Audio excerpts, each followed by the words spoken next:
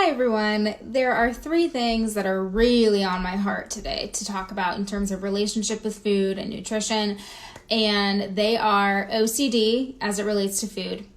They are body kindness and showing our bodies respect, and gaslighting that takes place in healthcare and in the weight loss and diet industry. Okay, so starting with OCD, I have been thinking about this since I had a conversation with a local colleague, a wonderful mental health therapist in the area who has referred clients to me. She asked me about my experience working with clients who have OCD.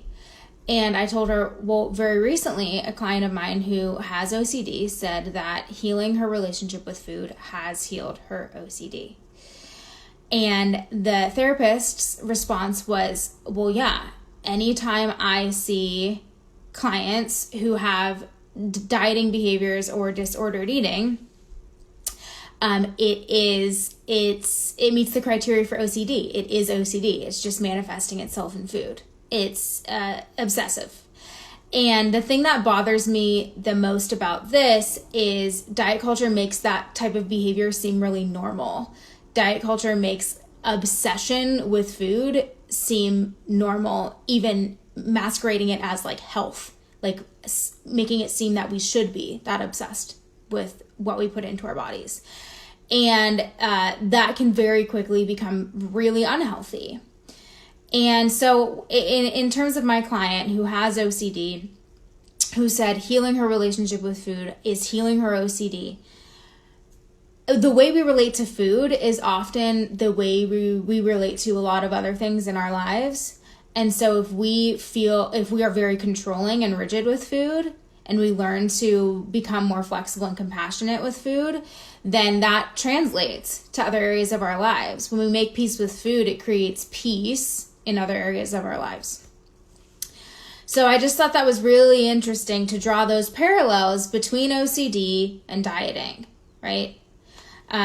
Dieting is obsessive. It is not normal to be counting calories. It is not normal to be tracking macros and counting points. But because everybody is doing it, again, that is one of the most insidious things about diet culture is they make it seem healthy. It's not healthy. It's not healthy to be that obsessed with all of the little things that you're putting into your body. Okay? And like it's a very fine line between a clinical eating disorder and dieting.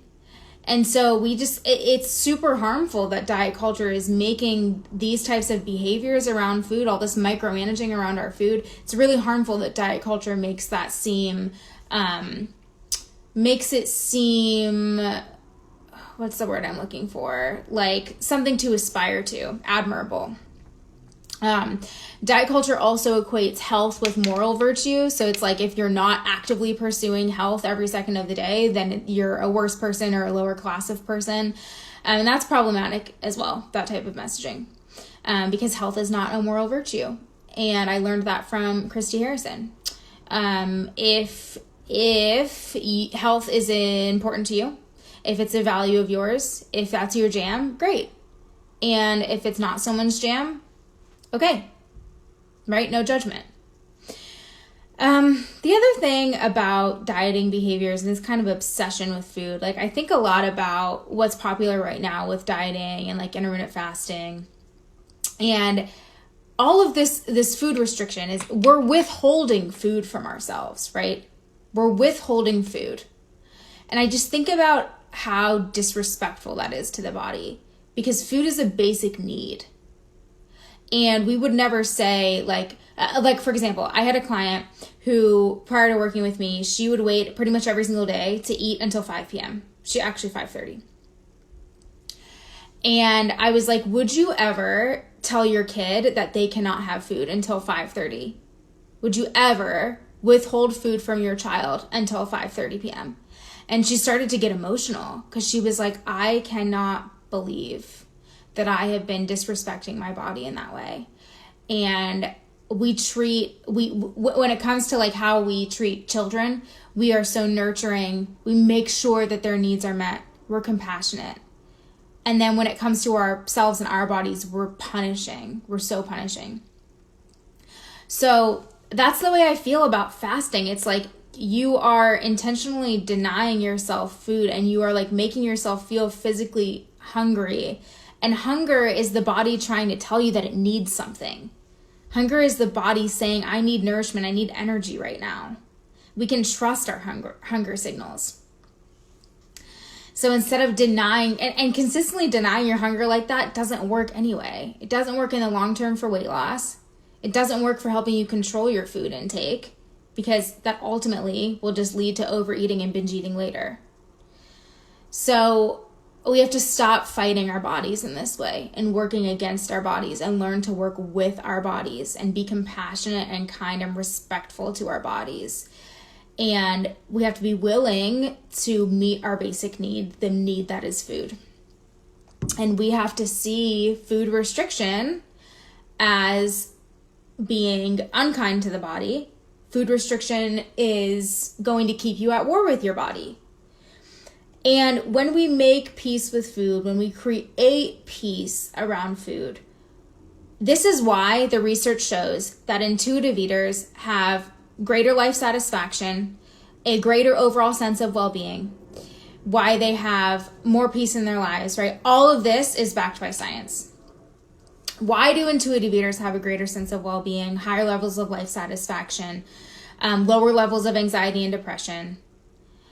A lot of it is because, like what I said before, the way we are with food is the way we show up in other areas of our lives. When we have peace with food, we are more peaceful internally. When we are comfortable in our homes, in our bodies, we are more peaceful just in general in our lives. So that's why one of the reasons I'm so passionate about food as a starting place, because I know how powerful it is to heal the relationship with food, to create peace with food, because ultimately it expands your life. And when you have peace there, and when you feel super content in your body, then it opens you up to be creative and free and to be more empowered. So it's such a shame to me that people will go their entire lives constantly trying to lose weight, micromanaging their food, truly being at war with their bodies and themselves, when they have access to this crazy level of freedom. Like I can't even tell you. It's so powerful. The last thing I want to talk to you about that I am so over is the gaslighting that goes on in the healthcare industry, in the diet and weight loss industries as it relates to food and weight. It makes me want to scream for hours. So what the diet and weight loss industry will do, what healthcare practitioners will do, is make it seem like it is your fault if you fall off your diet, and make it seem like it is your fault if you can't lose weight.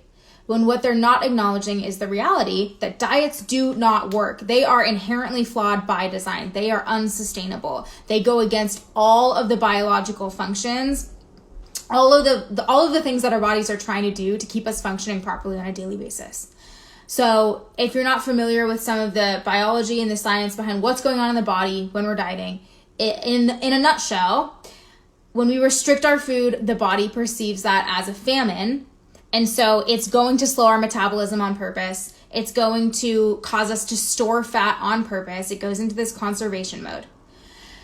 Our brains will increase food cravings and obsessions intentionally to drive us to eat. So all of these things, it's just the body doing its job. It's the body's normal response to food scarcity, to dieting, to starvation. So then when we inevitably fall off the diet, it's like, well, you blew it. You don't have enough willpower. You don't have enough self-control. And it's like, no, the body like physically cannot sustain that. So that drives me absolutely up a wall, that doctors and coaches and trainers and just the diet and weight loss industry as a whole will be like, well, you need to control yourself. Stop eating emotionally. It's like, that is not the answer. You are missing the mark 100%. And it's like, it makes so much sense from the diet and weight loss industry's perspective, because the diet and weight loss industry is worth $72 billion. If they can create a product that inherently doesn't work and then make you think that it is your fault, that you're not doing it right, then you're going to keep spending more money with them and trying more diets. One of my favorite things to point out to people when they think that dieting is sustainable, it's like, if diets worked, you would need one diet and it would have worked. It would have been a one and done and you move on. And it's never like that, because pretty much all dieting is yo-yo dieting. You try diet after diet without sustainable success. If they worked, you wouldn't need to keep doing that or going back to the same plan and program over and over. 95% of diets don't result in long-term weight loss. And it's like, the research is so clear and consistent on this. And it's like a lot of people just don't know. And so they're causing harm inadvertently. And then the other portion of the population doesn't care because they're getting there's some financial incentive, something in it for them. So we have to be really, really careful, as consumers, whose best interest is at heart here? Whose bottom line am I benefiting? So the gaslighting has to stop. You do not fail at dieting. Diets fail you. Okay? If you have not been able to sustain long-term weight loss or diet long-term, that's not on you. It's a broken system. So the best you can do for yourself is actively opt out of that system. Refuse to participate. Learn how to relate to food in a way that doesn't keep you in the oppression that is diet culture. Okay? If you need help learning that, I have 1 or 2 more coaching spots left before I close enrollment for this month. So you're welcome to set up a call with me. There's a link in my bio on Instagram. Just click apply for a call. You can always head to my website, mariascarenti.com, and I would be happy to see how I can support you, or maybe enroll you in one of my online courses. There's lots of options there for support. All right. I am wishing you peace with food, peace in your body, peace in your life, connection with your body. Ooh, that's another good point that I want to make before I hop off here. How much dieting disconnects us from our bodies. Following meal plans, fasting disconnects us from our bodies. They serve as a huge trust disruptor. We don't feel we can trust ourselves around food because we're looking externally instead of trusting our bodies to guide us with things like hunger and fullness, satisfaction. So that's what I want to leave you with, is one thing that the intuitive eating framework really allows for is connection to the body, true embodiment, true peace within the body. All right. Love you guys. I will talk to you soon. Bye.